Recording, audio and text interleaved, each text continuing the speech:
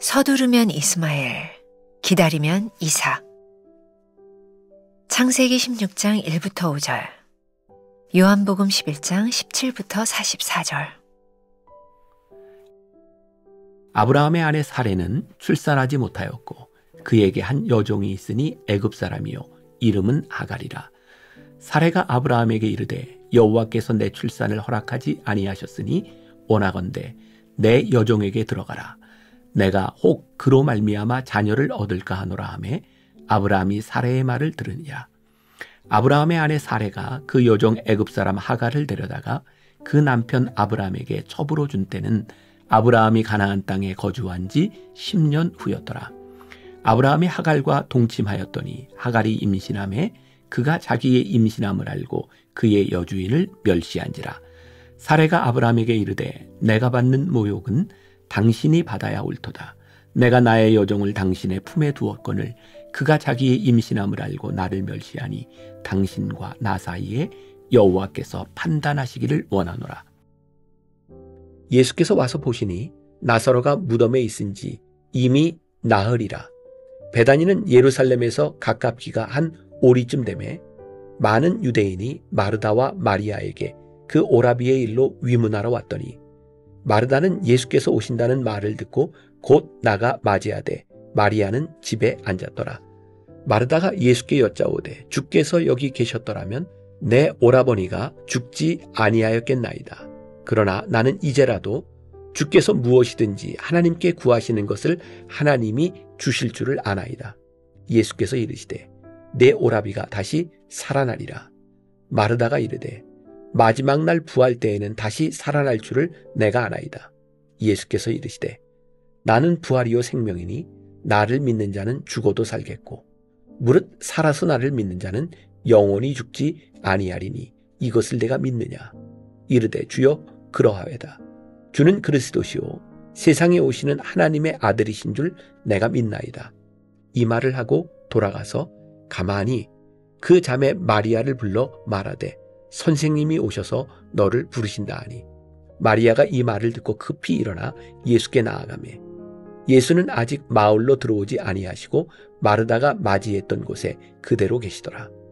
마리아와 함께 집에 있어 위로하던 유대인들은 그가 급히 일어나 나가는 것을 보고 곡하러 무덤에 가는 줄로 생각하고 따라가더니 마리아가 예수 계신 곳에 가서 배웁고 그 발 앞에 엎드려 이르되 주께서 여기 계셨더라면 내 오라버니가 죽지 아니하였겠나이다 하더라. 예수께서 그가 우는 것과 또 함께 온 유대인들이 우는 것을 보시고 심령의 비통이 여기시고 불쌍히 여기사 이르시되 그를 어디 두었느냐. 이르되 주여 와서 보옵소서 하니 예수께서 눈물을 흘리시더라. 이에 유대인들이 말하되 보라 그를 얼마나 사랑하셨는가 하며 그중 어떤 이는 말하되 맹인의 눈을 뜨게 한 이 사람이 그 사람은 죽지 않게 할 수 없었더냐 하더라. 이에 예수께서 다시 속으로 비통히 여기시며 무덤에 가시니 무덤이 구리라 돌로 막았거늘 예수께서 이르시되 돌을 옮겨 놓으라 하시니 그 죽은 자의 누이 마르다가 이르되 주여 죽은 지가 나흘이 되었음에 벌써 냄새가 나나이다. 예수께서 이르시되 내 말이 내가 믿으면 하나님의 영광을 보리라 하지 아니하였느냐 하시니 돌을 옮겨 놓으니 예수께서 눈을 들어 우러러 보시고 이르시되 아버지여 내 말을 들으신 것을 감사하나이다. 항상 내 말을 들으시는 줄을 내가 알았나이다. 그러나 이 말씀하옵는 것은 둘러선 무리를 위함이니 곧 아버지께서 나를 보내신 것을 그들로 믿게 하려 함이니이다. 이 말씀을 하시고 큰 소리로 나사로야 나오라 부르시니 죽은 자가 수족을 배로 동인 채로 나오는데 그 얼굴은 수건에 쌓였더라. 예수께서 이르시되 풀어놓아 다니게 하라 하시니라. 주님 너무 늦으셨습니다. 절망의 광야에서 터져나오는 원망과 탄식의 말입니다. 그러나 주님의 때가 최적의 때입니다. 인간의 소망이 완전히 끊긴 것 같은 때, 주님은 다시금 생명을 불어넣으십니다. 하나님은 아브라함에게 아들만 약속하신 것이 아닙니다. 믿음의 조상, 복의 근원이 되는 복도 약속하셨습니다. 하나님은 아브라함과 사라가 이삭을 믿음으로 받을 수 있을 때 뜻을 이루실 것입니다. 충분히 기다려야 충분한 능력이 나타납니다. 아브라함은 하갈을 통해 86세에 이스마엘을 얻고도 이삭을 얻기까지 13년을 더 기다려야 했습니다. 아브라함은 이스마엘로 만족했지만 하나님은 내 안에 사라가 아들을 낳을 것이라며 더 구체적인 약속을 주십니다. 흘러가는 시간과 변함없는 상황만 바라보면 기다림은 영적 공황과 침체로 점철됩니다. 그러나 광야를 지나며 날마다 말씀을 듣고 일상을 살아내면 그 시간을 예배자로 살게 됩니다. 바울은 여러 번 옥에 갇혔습니다. 선교에 열심히 남달랐던 사람이니 감옥에 있는 시간이 참 안타까웠을 것입니다. 그럼에도 그가 보낸 옥중서신은 평안과 기쁨, 확신과 기다림으로 가득합니다. 너희 안에서 착한 일을 시작하시니가 그리스도 예수의 날까지 이루실 줄을 우리는 확신하노라. 바울은 갇힌 중에 기도하고 찬송하며 하나님의 때를 기다립니다. 하나님은 바울과 실라를 옥에서 해방시켜 주셨을 뿐 아니라 그 일을 통해 간수와 그의 가족까지 죄와 사망에서 해방시키셨습니다. 나는 서두르지 않고 하나님의 때를 기다리고 있습니까? 서두름으로 인해 낳게 된 이스마엘이 있습니까? 예배자의 자세로 이삭을 기다리고 있습니까? 오늘은 11월 20일입니다. 서두르면 이스마엘, 기다리면 이삭이라는 제목으로 말씀을 함께 나누어 보겠습니다. 며칠 동안 계속해서 반복해서 이야기하는 것이지만 우리가 지금 나누고 있는 이 말씀들은 돌아가신 김우영 목사님의 아주 유명한 좋은 제목의 설교들을 제가 리메이크했던 그런 내용들을 함께 나누고 있습니다. 아마 그 중에 가장 알려진, 가장 좋은 제목 중에 하나가 서두르면 이스마엘, 기다리면 이삭이라는 말일 것 같아요. 사실 오늘 이 제목에 다른 설명을 더하면 어쩌면 사족이 될 것 같다라는 생각이 들기도 합니다. 너무나 명확하게 성경의 진리를 우리들에게 말씀하고 있죠. 서두르면 이스마엘, 기다리면 이삭. 아브라함의 삶에 있어서 하나님의 약속이 있었음에도 불구하고 그의 생각하는 때, 하나님의 시간이 아닌 그의 때를 생각하며 사라와 함께 서두르며 만들어냈던 아들 이스마엘. 서두르면 이스마엘을 낳는다. 이스마엘이 참 귀한 생명이긴 하지만 하나님의 약속은 인간의 서두름을 통하여 이루어지지 않는다는 것을 이스마엘을 통하여 우리들에게 말씀해 주고 있고, 그리고 하나님의 시간, 이스마엘을 낳은 지 10여 년의 시간이 흐른 다음에 낳았던 아들 이삭을 통하여 하나님의 역사가 이루어지는 것을 보게 됩니다. 오늘은 두 개의 본문이 나와 있습니다. 창세기 16장 1절부터 5절 이스마엘을 낳게 되는 본문이 나와 있고, 또 하나 요한복음 11장에 예수님께서 죽은 나사로를 살리시는 장면이 나오죠. 아주 유명한 말씀이죠. 마리아와 마르다가 예수님을 초청하여 자기의 오라비였던 나사로를 좀 고쳐주셨으면 좋겠다고 생각을 했는데 예수님이 너무 늦게 오셨어요.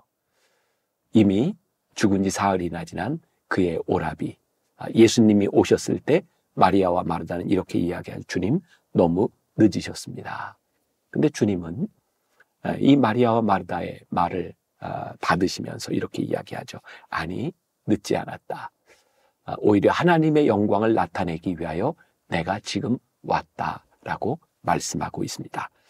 자, 우리들의 시간이라고 하는 것, 우리들의 삶에는 시간을 어떻게 보느냐에 대한 그런 관점도 굉장히 중요할 것 같은데, 더치 휘츠가 쓴 하나님의 타이밍을 포착하라라는 책에 아주 좋은 예화가 하나 나와 있습니다. 제가 좀 읽어드리죠.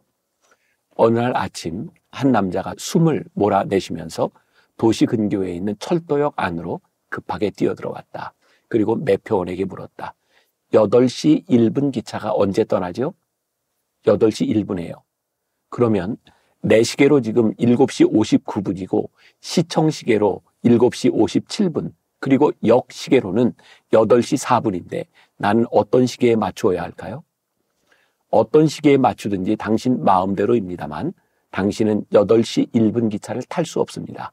그 기차는 이미 떠나버렸거든요. 라고 매표원은 말했다. 하나님의 시간은 시시각각 전진해 간다.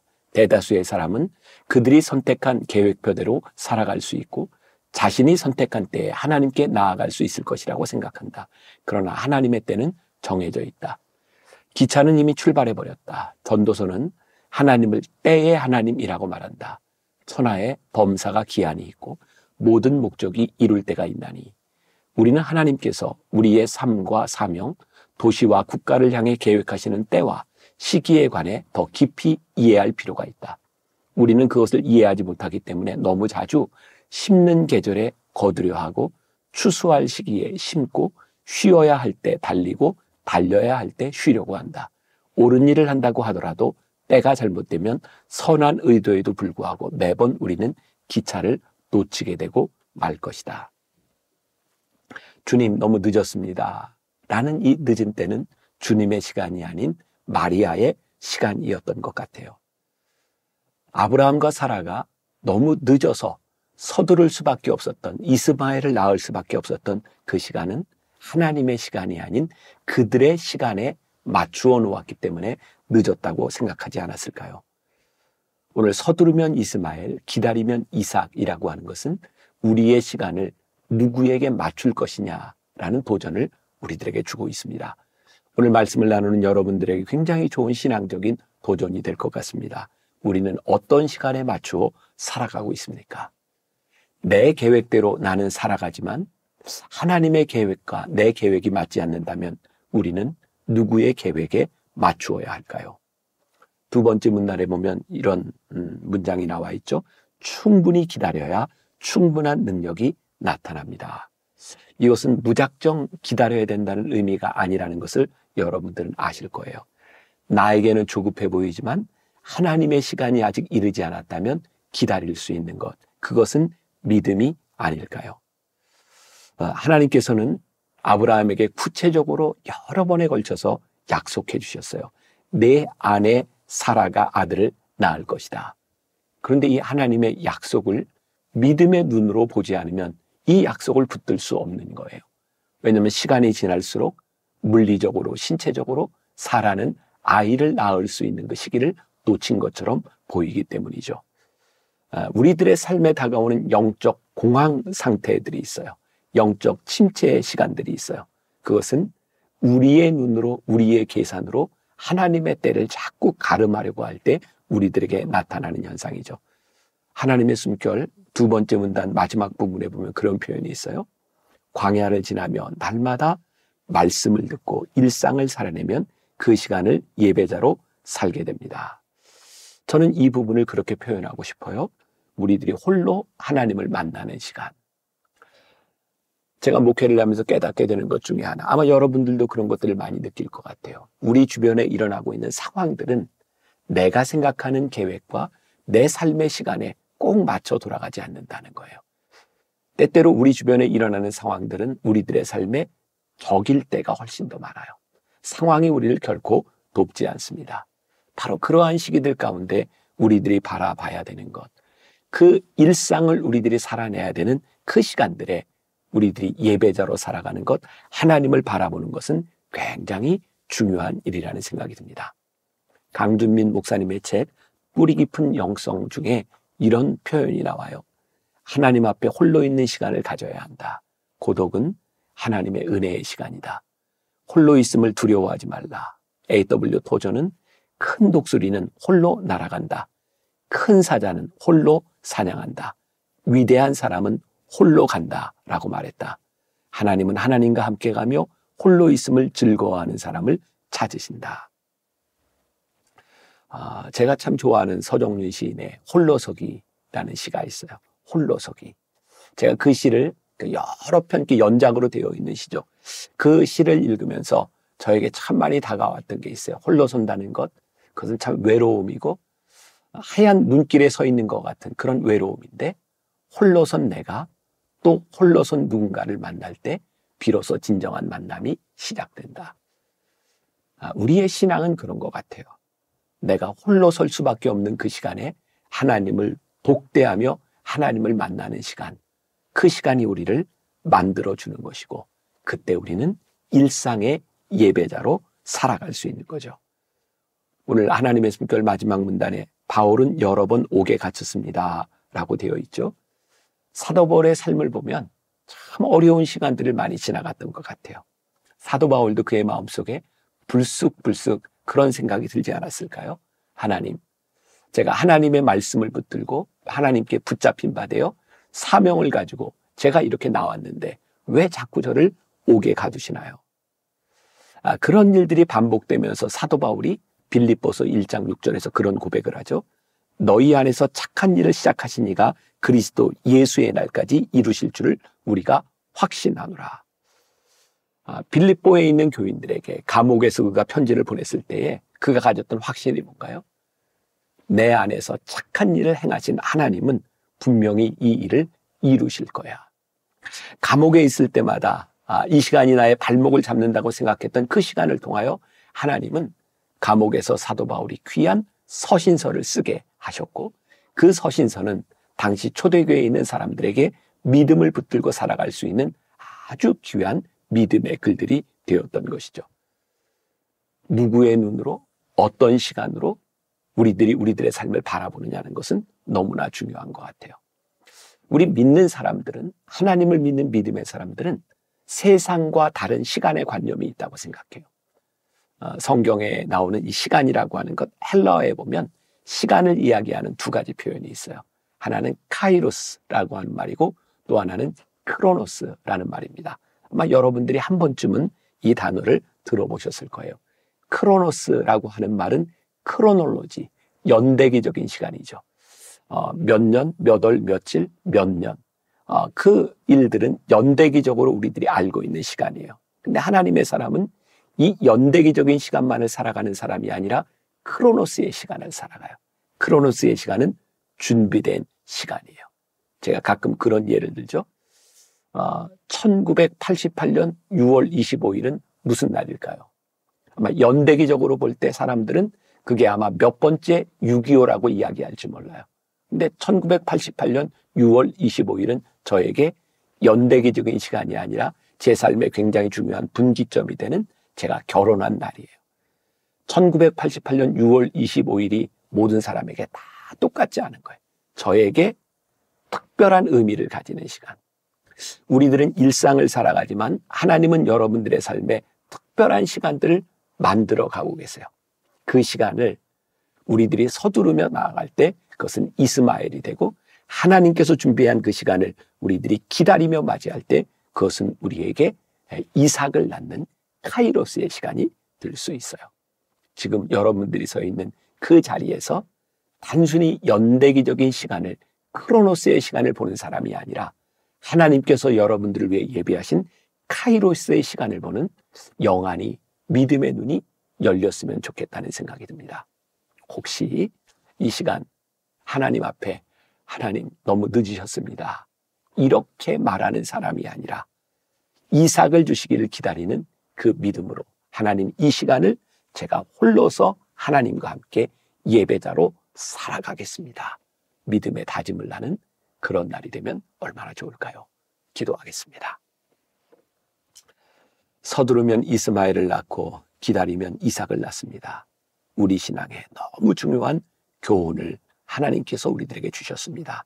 혹시 오늘 이 시간 늦었다고 생각하는 사람이 있다면 오늘 이 시간 우리에게 예비하신 카이로스의 시간을 볼 수 있는 사람들, 믿음의 눈을 가지고 하나님을 붙들 수 있는 사람들, 그런 주의 백성들이 되게 하여 주옵소서.